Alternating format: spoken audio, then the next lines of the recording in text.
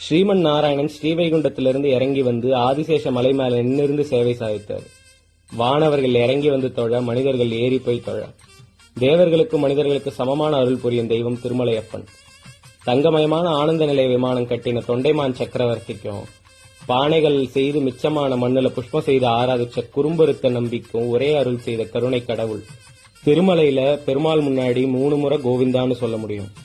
முதல் கோவிந்தால அவரை பார்க்க போற அந்த ஆர்வம் இருக்கும்.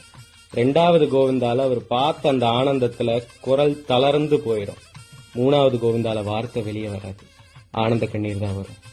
அந்த பொருந்திய திருவடியும் நீல மேனியும் சங்க சக்கரமும் கட்டிஹஸ்தமோ சரணாகதி தத்துவம் சொல்லும் வரத ஹஸ்தமோ சாலக்கிராம ஹாரமும் காசு மாலையும் பட்டு பீதாம்பரமும் திருமார்பு தேவியரும் பச்சை கற்பூர கஸ்தூரி திருமண் காப்பும் நீண்ட திருமுடியும் பார்க்க எம்பெருமான் பொன்மலை மேல் ஏதேனும் ஆவேனேன்னு தோணும்.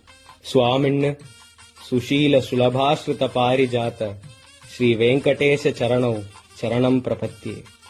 கோவிந்தா கோவிந்தா.